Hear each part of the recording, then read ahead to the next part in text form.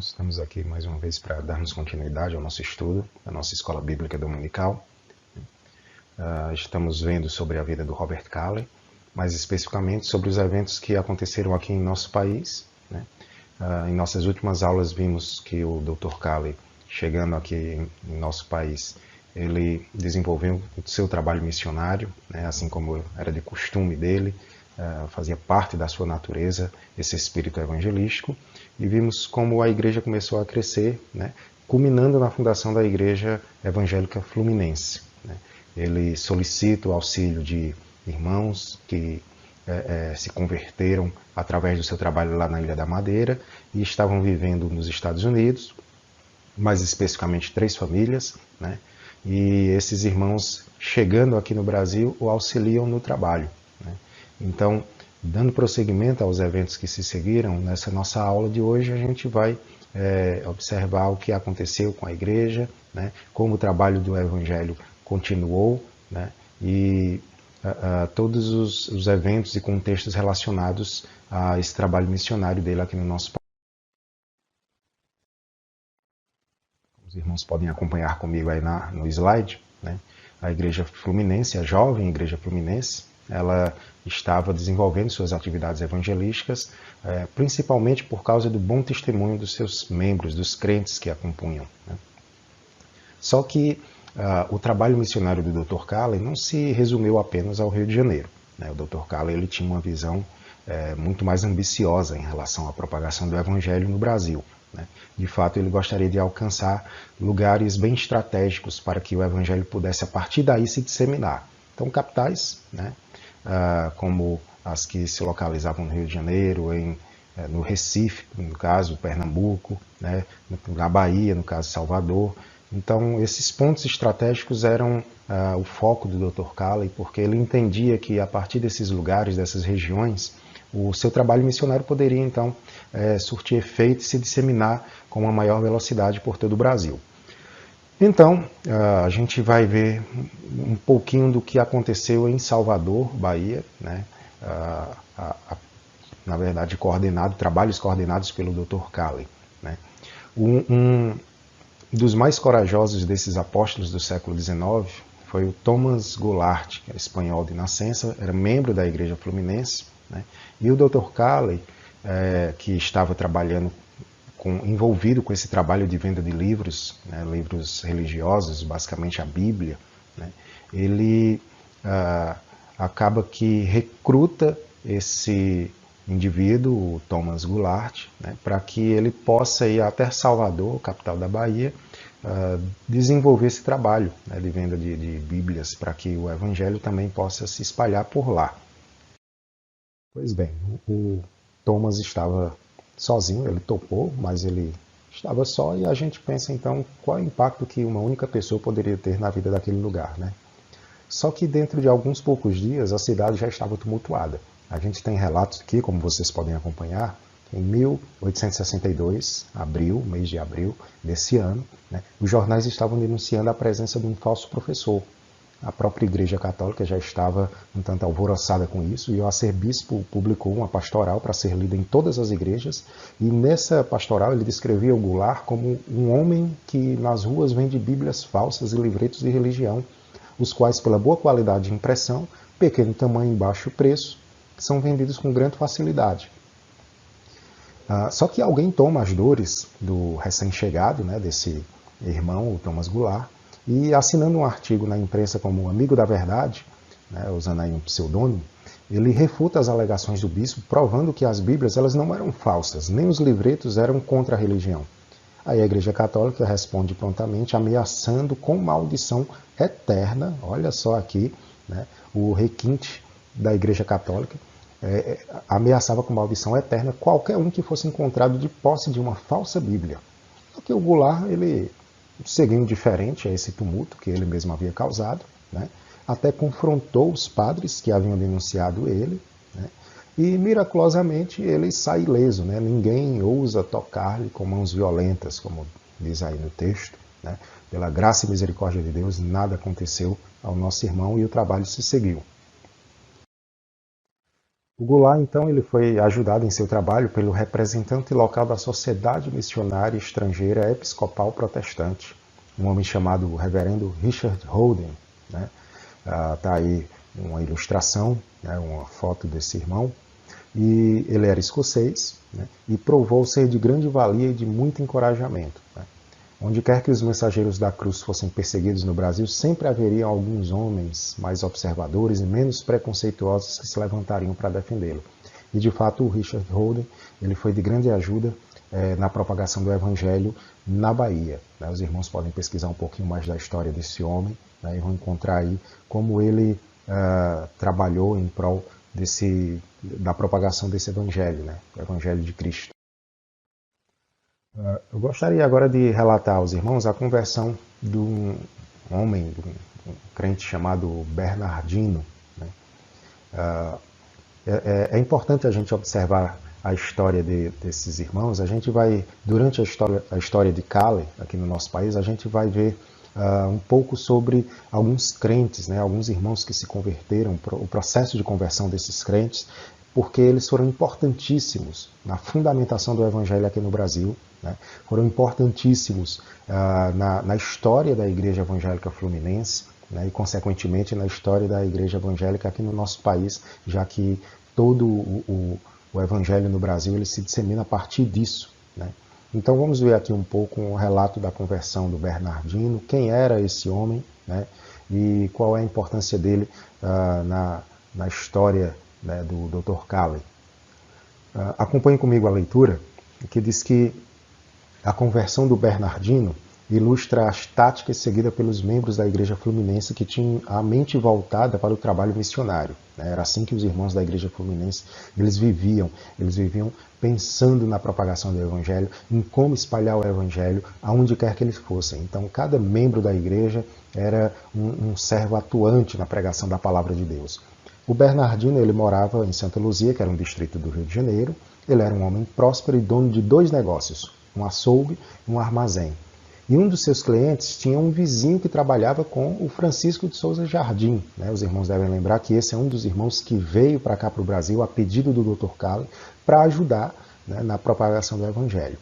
E ele trabalhava com o Jardim no estaleiro, né, um dos clientes do Bernardino. E aquele homem, né, esse cliente, ele recebeu a mensagem do Evangelho a partir da pregação do Jardim, né, do Francisco de Souza Jardim. E toda noite o homem contava ao seu vizinho tudo que o Jardim lhe dissera durante o dia, né? E o amigo, por sua vez, contava tudo a Bernardino. Então, ele tinha uma Bíblia, né? E diariamente ele examinava as páginas da Escritura para ver se era realmente como o Jardim declarava, né? E logo chegaram ao estaleiro notícias de que em Santa Luzia havia uma alma interessada no Evangelho, né? O Jardim, que trabalhava nesse estaleiro, ele, sabendo dessa notícia, foi conhecer a loja no domingo seguinte, enquanto o Bernardino estava vendendo camisas a um cliente. O Jardim perguntou se ele tinha uma Bíblia e se ele costumava lê-la, né? Ele relutou para responder, porque ele estava com medo de ser, na verdade, algum oficial da lei que pudesse prendê-lo ou acusá-lo de algum crime por causa da leitura da Bíblia. Mas, mesmo assim, ele confessou que sim, ele tinha uma Bíblia e que lia, né? E ficou esperando a acusação e até mesmo ser preso. Mas ao invés disso, Jardim perguntou se ele acreditava na Bíblia e se ele acreditava, por que ele não guardava o dia do Senhor. A gente vai ver mais na frente como isso era importante para os irmãos dessa época, né? Isso era um testemunho dos crentes da época, guardar o dia do Senhor. Então, ele foi perguntado, ele foi questionado por isso, porque ele abria sua loja aos domingos, né? Lembrando que o domingo era o dia mais movimentado da semana, né, para o comércio. E Bernardino deu as desculpas de sempre. Seus concorrentes abriam as lojas no domingo, era o dia mais movimentado, se ele deixasse de abrir, os clientes iriam abandonar, né? Ele iria perder o seu ganha-pão, e ele tinha uma família para sustentar e ele precisava, né, fazer isso.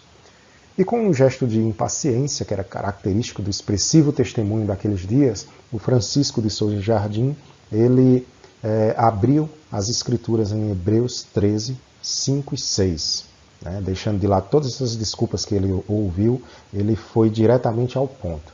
E vamos fazer a leitura desse texto aqui comigo. Né? Diz o seguinte: seja a vossa vida sem avareza, contentai-vos com as coisas que tendes, porque ele tem dito: de maneira alguma te deixarei, nunca jamais te abandonarei.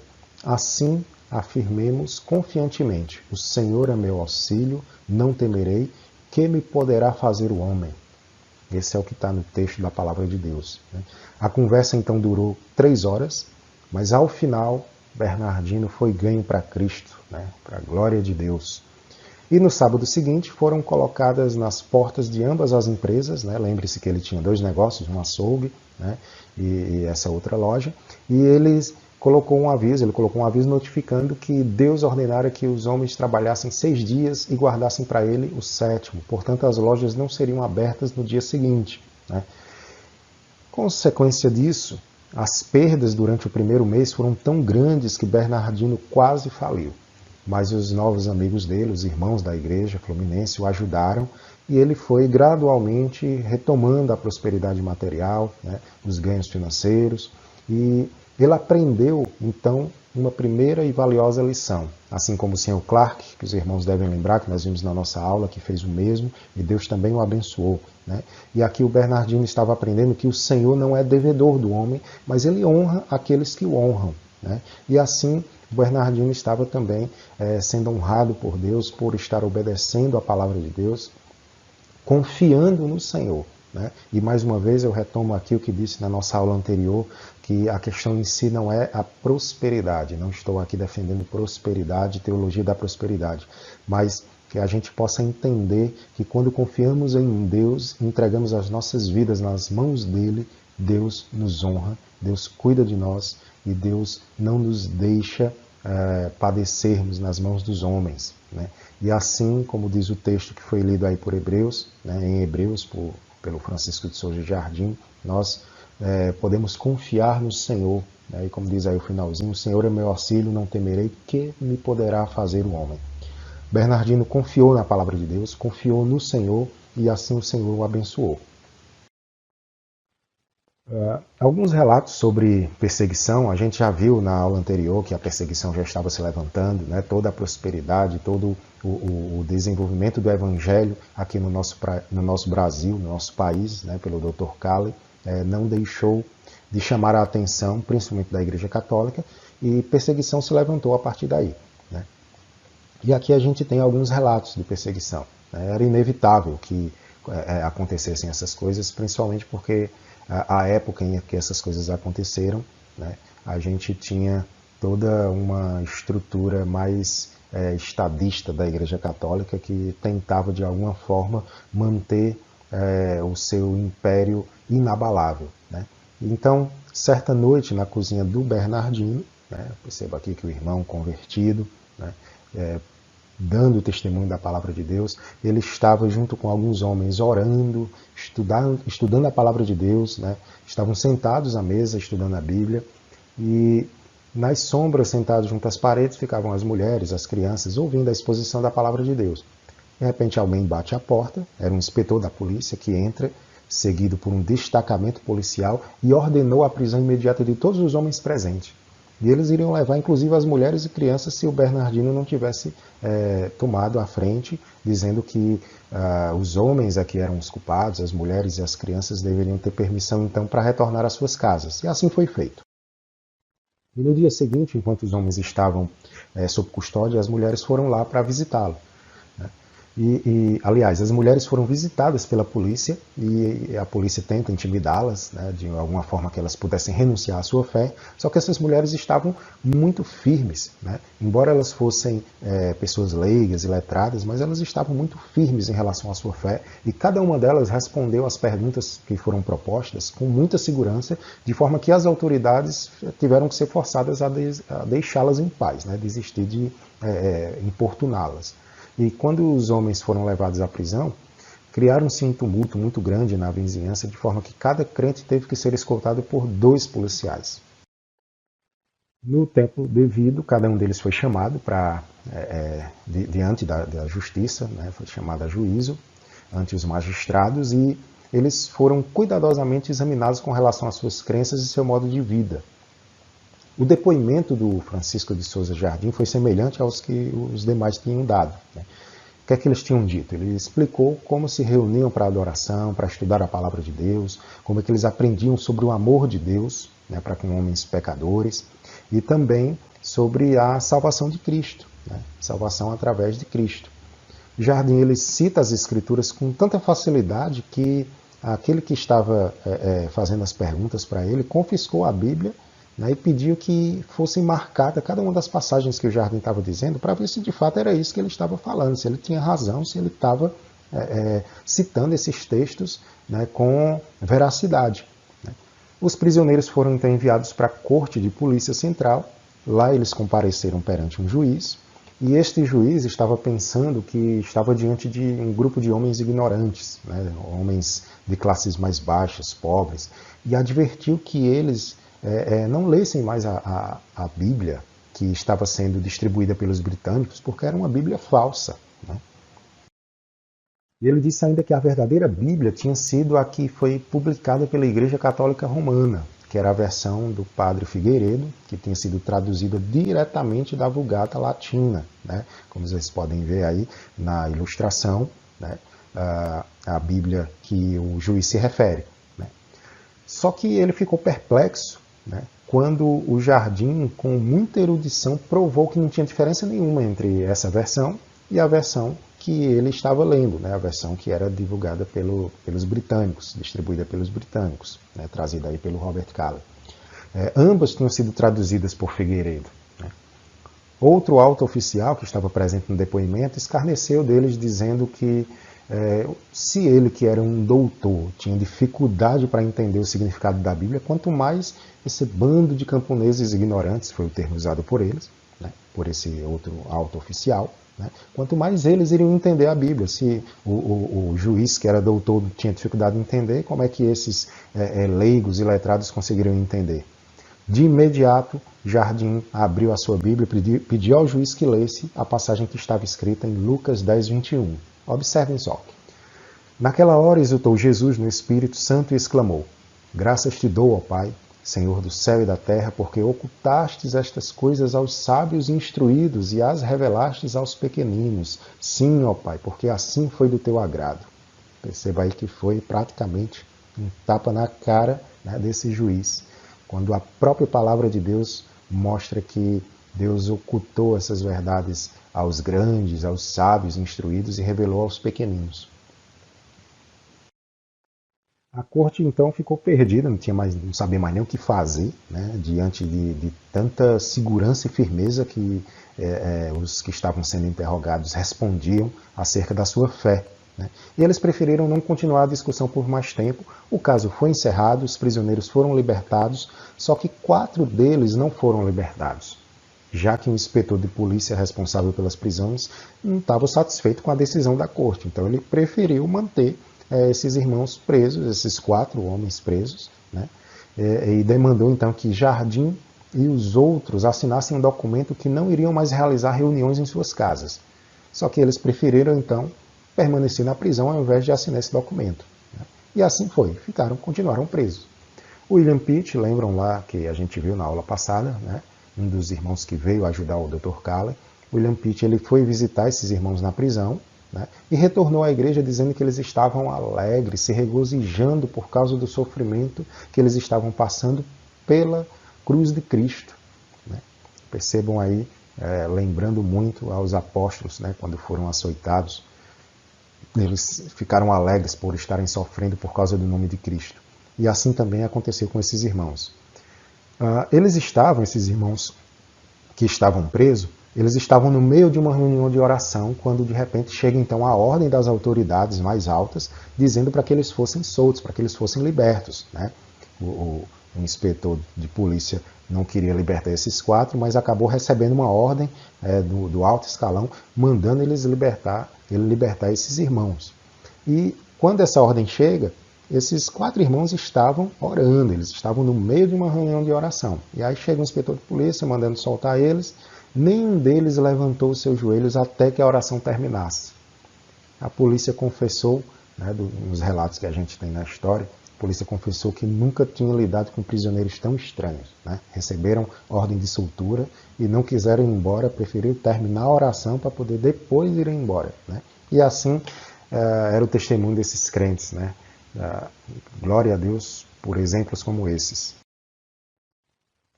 O resultado final dessa perseguição, então, foi boa. Né? O que aconteceu? Fortaleceu a fé daqueles crentes. A polícia e também os criminosos da cadeia ouviram o evangelho. Né? Isso me lembra muito aí quando Paulo, em suas muitas prisões, pregava para os que estavam presos com ele. As autoridades aprenderam que estavam lidando com homens de convicções muito fortes e bem fundamentadas em sua fé. E a publicidade desse evento pela imprensa fez surgir maior interesse no Evangelho. As pessoas começaram a ouvir sobre essas questões e ficaram interessadas em saber mais sobre o Evangelho. Né? Só que, no entanto, em mais de uma ocasião, multidões violentas tentaram pôr fim a esses encontros de estudo da Palavra de Deus. Vejamos aqui alguns relatos. Em agosto de 1861, por exemplo, uma multidão enfurecida, instigada por fanáticos religiosos, como sempre, né? Juntou-se do lado de fora da casa onde as reuniões estavam acontecendo. Nesta altura, o Francisco da Gama tinha se mudado para um local mais cômodo, a fim de receber melhor a congregação, que não parava de crescer, e nessa ocasião o próprio Dr. Calley estava presente, assim como cidadãos da Grã-Bretanha, Portugal, França, Suíça, Espanha, Estados Unidos. Era realmente uma congregação internacional. E a polícia apareceu, só que não fez nenhuma tentativa para poder deter a violência. Pedras choveram no telhado e foram atiradas nas janelas. A certa altura, a multidão tentou invadir a casa e, felizmente, essa tinha sido construída numa rocha bem acima da estrada e chegava-se nela através de uma escada feita na própria pedra, de forma que uma garrafa bem mirada, atirada de cima, acabou que acertava a parede e derrubava os cacos de vidro sobre as pessoas que estavam tentando atacar. Olha só, eles acabavam se ferindo, né, quando estavam tentando atacar a residência.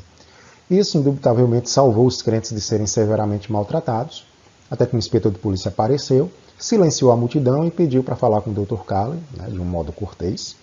O pedido foi atendido, né, e como resultado foram deixados 2 policiais de guarda na porta e a multidão então foi dispersa. Né. Só que havia, no entanto, mais problemas, pois as casas dos crentes tinham sido muito danificadas pelas multidões. Né. A gente observa que esses crentes estavam sofrendo perseguição, não era algo fácil de lidar. Tentemos nos colocar nessa posição, tendo as nossas residências atacadas, destruídas por uma multidão fanática por causa do Evangelho. Era isso que esses irmãos estavam sofrendo, por amor à cruz de Cristo. Mais tarde, cenas parecidas elas foram testemunhadas do outro lado da Baía de Guanabara, lá em Niterói, né, onde a perseguição do Evangelho estava atraindo multidões, grandes multidões. Né. Isso em 1864. A multidão ela se tornou tão violenta que somente a intervenção direta da polícia com espadas desembanhadas foi que impediu o Dr. Calley e a senhora Calley de serem linchados, quase linchados. Né. Então, nesse caso aí, um dos desordeiros foi preso, só que depois foi libertado sem receber nenhuma punição. Aí, a esse ponto, a essa altura, o Dr. Calley, que já tinha lidado com isso, já estava bem calejado em relação a essas questões, ele fez uma reclamação formal com os embaixadores britânicos e americanos e com o chefe de polícia. E ele também conversou pessoalmente com o governador do estado, o que resultou na implementação de uma política de repreensão severa de tais distúrbios. Perceba que a contribuição aqui do Dr. Calley em relação a essa questão, né, a propagação do Evangelho, precisava desse espaço, dessa abertura. Né? Embora as perseguições elas façam parte da vida do crente, né? Aquele que prega a palavra de Deus sempre vai encontrar oposições, mas Deus ele sempre trabalha na história para poder fazer com que a sua palavra ela alcance mais e mais pessoas. Né? E aqui nós temos o Dr. Calley sendo usado pelo Senhor para poder influenciar diretamente na questão política, né?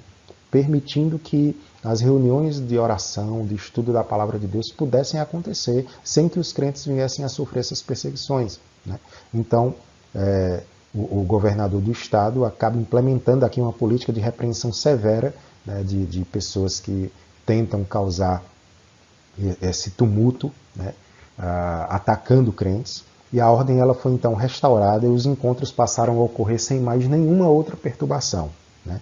Outra contribuição aqui muito importante do Dr. Calley no nosso país. Esses incidentes eles serviram como exemplos para a violência das multidões contra os protestantes evangélicos nos anos seguintes, né? Os fanáticos, geralmente os próprios padres, eles é que incitavam a população à violência, até que o Estado foi pressionado de uma forma que ele viesse a intervir, né? Foi pressionado o suficiente para intervir nessas perseguições que os padres estavam incitando, né, através da população. Algumas prisões foram feitas, né, de alguns desordeiros, né, só que eles acabavam saindo impunes, e a Igreja Católica Romana, ela era a igreja oficial, né, mas era a política do Estado mantê-la subordinada, né. Em círculos oficiais, a Igreja Católica ela não era popular, mas tratava-se de uma organização muito poderosa, né, e ela não queria ser contrariada, a não ser por razões constitucionais. Os crentes jamais iriam pressionar sob qualquer circunstância pela condenação dos seus perseguidores, né. Eles, na verdade, oravam por eles, né. Os crentes eles tinham essa prática, eles não estavam interessados em vingança aqui. Eles sabiam que esses perseguidores não tinham noção do que estavam fazendo, eles precisavam conhecer a palavra de Deus, né. Então os crentes oravam por eles e procuravam ganhá-los para Cristo, e muitas vezes com sucesso. Muitos perseguidores acabavam passando para o lado dos perseguidos, né. E as autoridades locais, até aqueles que eram simpatizantes da causa do Evangelho, evitavam tomar medidas mais severas contra os perseguidores, a fim de evitar que os católicos transformassem eles em mártires. Olha só aqui a estratégia.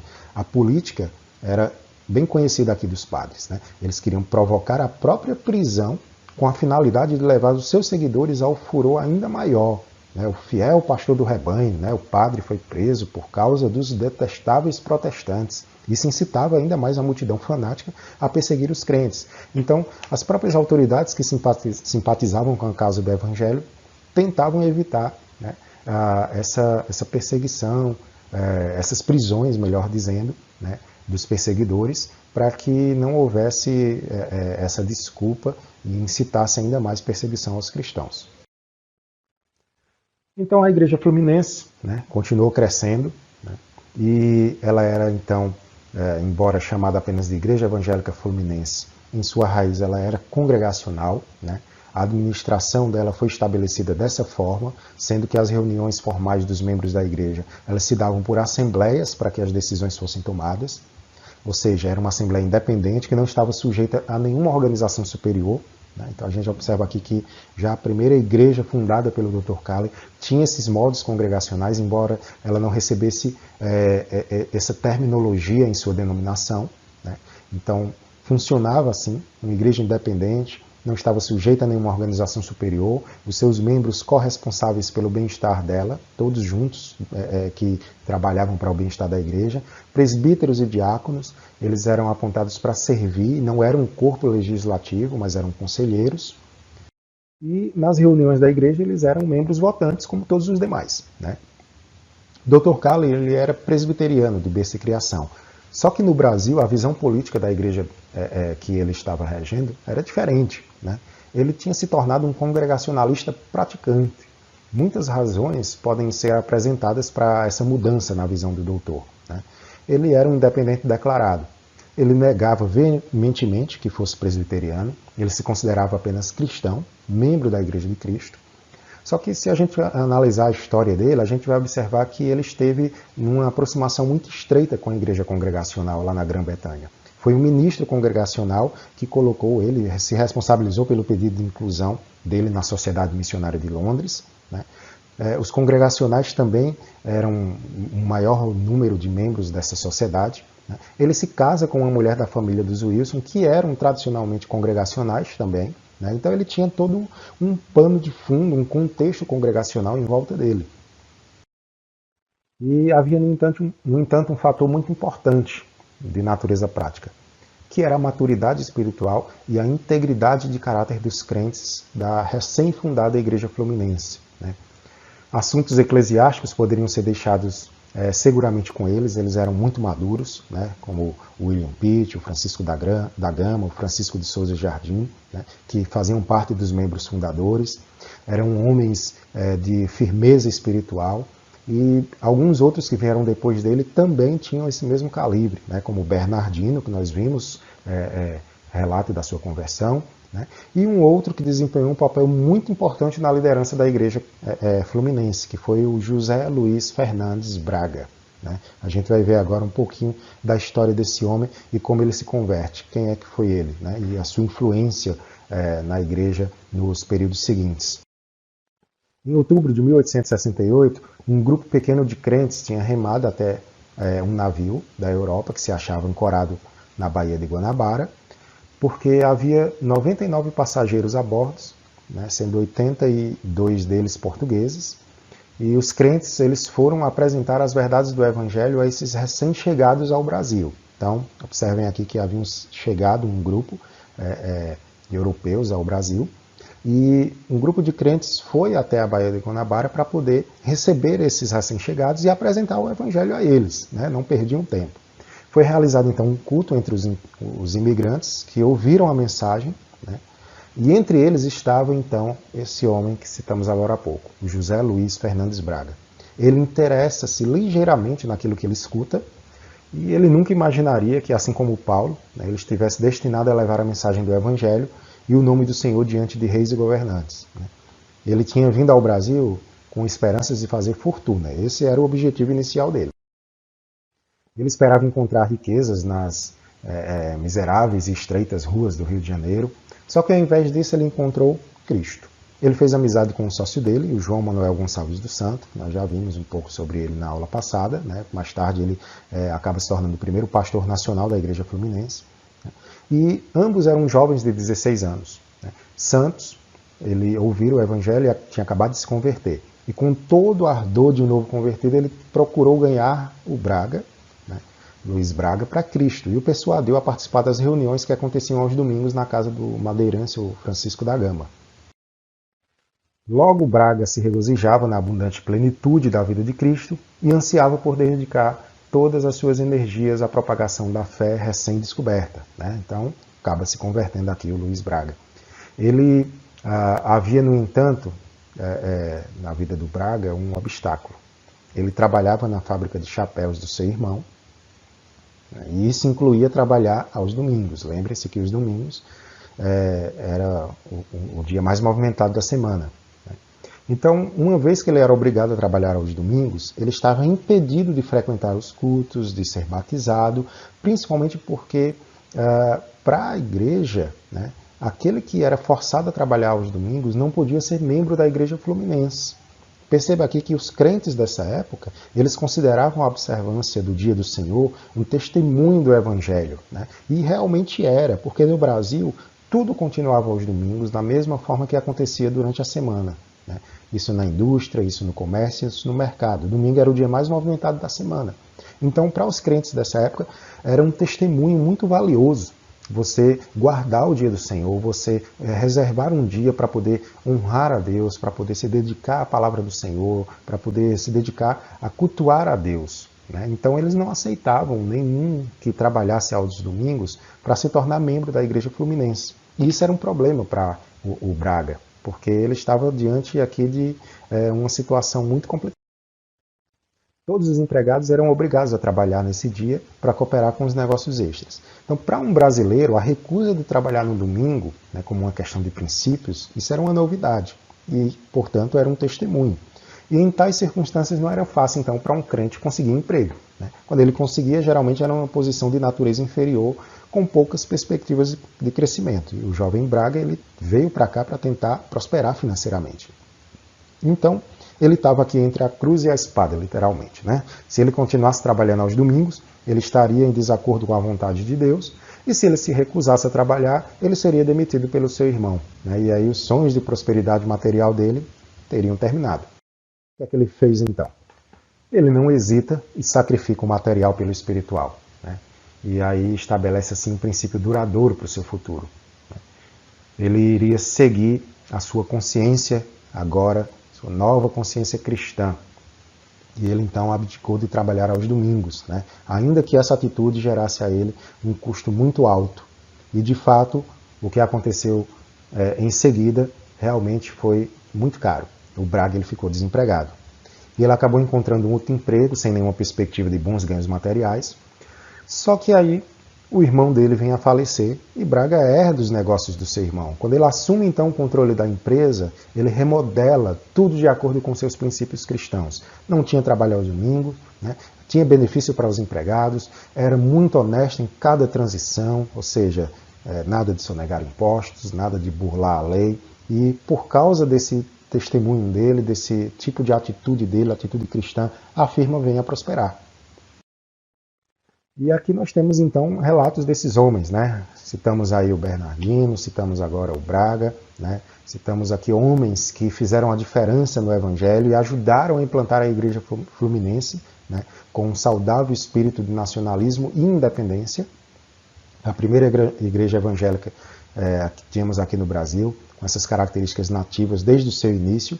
Ela foi fundada por um missionário independente, foi nutrida num espírito de autoconfiança, né, debaixo da vontade de Deus, e foi então administrada por esses homens de fé, homens firmes na palavra de Deus, né, como o Braga, o Bernardino, né, o Santos e o Francisco de Souza Jardim. Relatos aqui de homens com um testemunho muito forte, firme da palavra do Senhor, exemplo para nós como crentes, né? É importante a gente estudar a história desses grandes homens de Deus, ver as provações pelas quais eles passaram e como isso nos serve de exemplo para a nossa vida cristã hoje, né? Para que a gente também possa dar bom testemunho do nome do Senhor.